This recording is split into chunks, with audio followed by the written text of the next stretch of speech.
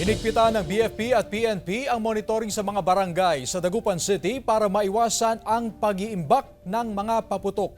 Yan ang tinutukan ni Russell Simorio.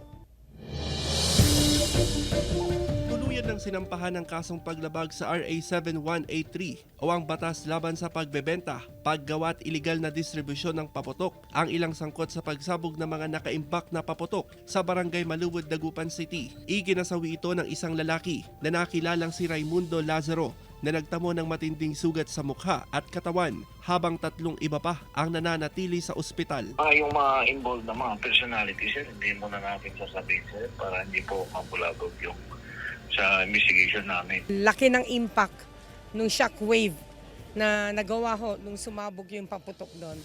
In fact, hindi namin alam na meron sa Barangay Maluwod na gumagawa ng paputok.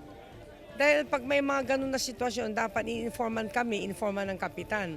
Ngunit dahil patago, kaya ganun ho ang nangyari. Para maiwasan ang kahalintulad na insidente, mas hinigpitan ng monitoring ng PNP at BFP sa mga barangay. May sariling monitoring team din ang mga barangay council para masawata ang mga iligal na nag-iimbak ng paputok. Hindi mag-i-issue ang BFP ng fire safety clearance sa mga negosyanteng nais magbenta ng paputok sa mga barangay. Iisa lang ang itinalagang firecracker zone. Bago sila pumisto doon, ay kukuha muna sila ng fire safety clearance. May deployment din ng pulisya at BFP sa firecracker zone.